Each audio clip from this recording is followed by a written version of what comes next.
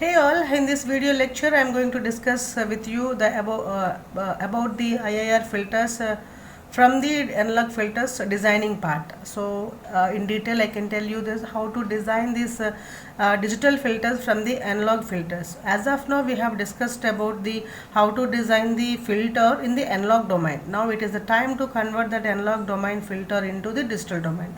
So we have four types of techniques for converting the analog filter into the digital filter. So those are approximation of derivatives, the impulse invariant transformation method or impulse invariance technique we can say, and the next is bilinear transformation method or bilinear technique we can say, and the fourth one is the matched Z transform method. So in these four methods, let us talk about the first one, approximation of derivatives method. So we will not use this approximation of derivatives in the practical purpose, because the approximation of derivative is suitable only for designing the low pass filters. So if you want to design the high pass filters using the approximation of derivatives, this response that the transformation from the analog to the digital will not be the same. So you cannot convert the or you may convert, but errors may appear. The whatever the response of the filter which we will see in the we saw in the analog domain may not be same as the response which we will see in the digital domain. So ultimately what we can conclude is the approximation of derivatives method is not suitable for designing the high frequency filters. So for the any method, if you are inventing means, or if you are using means, it should be applicable to all the filters, right? So it is mostly using it for the low frequency low pass filters. So it may not work properly for the high pass, band pass and band reject filters. So that's why practically we are not using this approximation of derivatives method. Now the important point, the important methods which we can use in this practically is the impulse invariance technique or method you can say, and the bilinear transformation technique we can say. So these three techniques we will discuss in the further classes. Now for today's class I want to talk about the impulse invariance transformation method or impulse invariant technique. So without doing delay, let us directly go to how to design the a digital filter using impulse invariance method. So I kept a heading like that, steps to design the digital filter using the impulse invariance method. So the main intention here is we are designing the digital filter. So in the previous classes itself I told you we will not design the digital filter directly, we will design the filter in the analog domain. After that we are converting that analog domain transfer function into the digital filter. So that's why here from the given data or from the given specifications we can say we will find out the H of S. Okay, H of S we got. Next to convert the analog domain into the digital domain, we have to select the sampling rate, on which sampling rate we want to convert that analog transfer function into the digital transfer function. So selecting the sampling rate of the digital filter, mostly it is represented using t seconds per sample. Next, express the analog transfer function as sum of the single pole filters. So whatever the transfer function has been given, that should be expressed as a single pole filters. So sum of single pole filters, it means that sigma k is equal to 1 to n ck by s minus pk. Here pk are the poles and ck is the constant. So whatever the transfer function is given, we have to convert that into sum of single pole filters. Especially in the case of impulse invariance method, we are achieving this a concept by applying the partial fractions.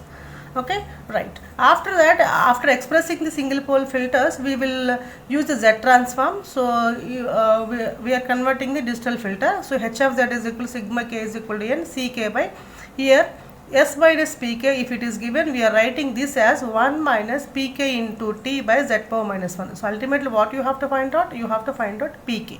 If you find out pole pk, then in place of s minus pk you can simply write 1 minus pk into t is the pk into t is the sampling rate that will be given in the problem, pk into t into z power minus 1. So ultimately to convert the h of s into the h of z, you have to find out this pk. Okay, pk are the poles here. Now for high, if it is a high sampling rate, then use the h of z equal to h of z equal to sigma k is equal to 1 to n t into ck. So simply you have to multiply the sampling rate into ck by 1 minus pk into t into z power minus 1. See here, this formula will be same, only the t is different here. Okay, so without delay we will solve a problem based upon this.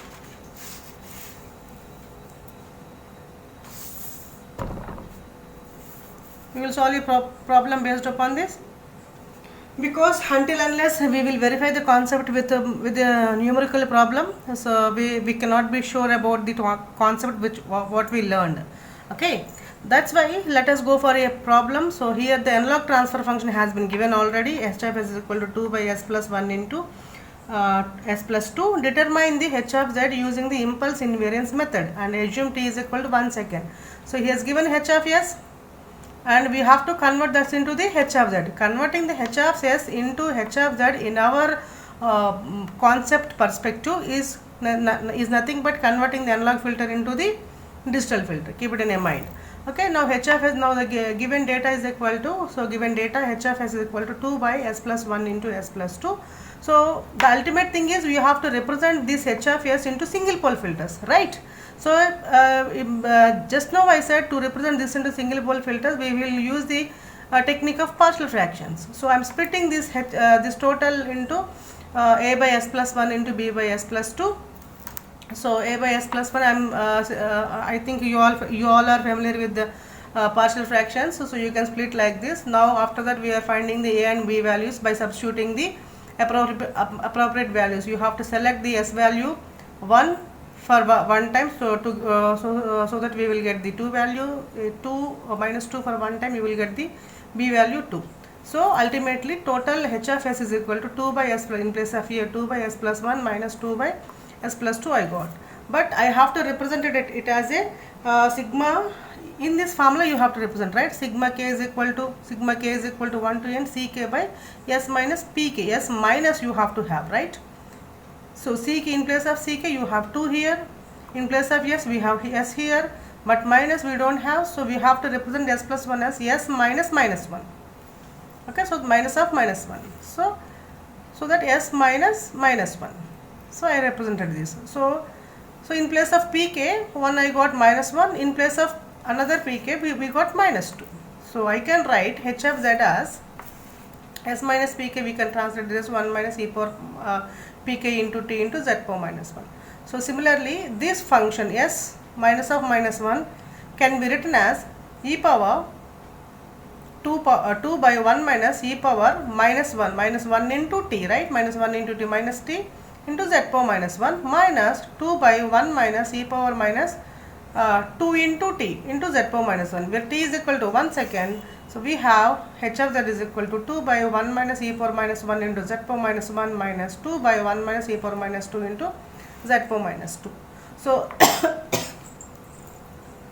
e power minus 1 value is equal to 0.367, you can calculate in the calculator, minus 2 by e power minus 2 value is 0.135 into z power minus 1.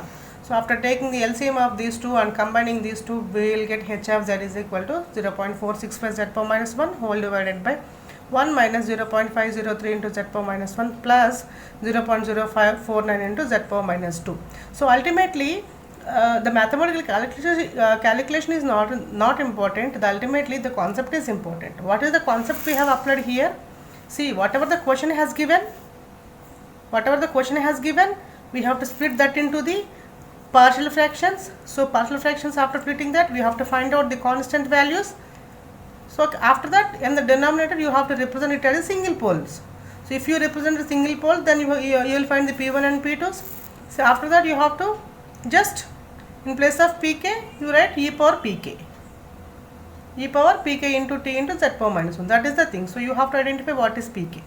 So pk is 1 minus 1 once and minus 2 once. Simply I wrote substituted, and t is equal to 1 second I substituted. So this is the impulse invariance method using the numerical example explanation. Okay, in the next video I will tell little bit harder problem, so that you may get such type of problems in the examinations. So do watch for the next video. Thank you.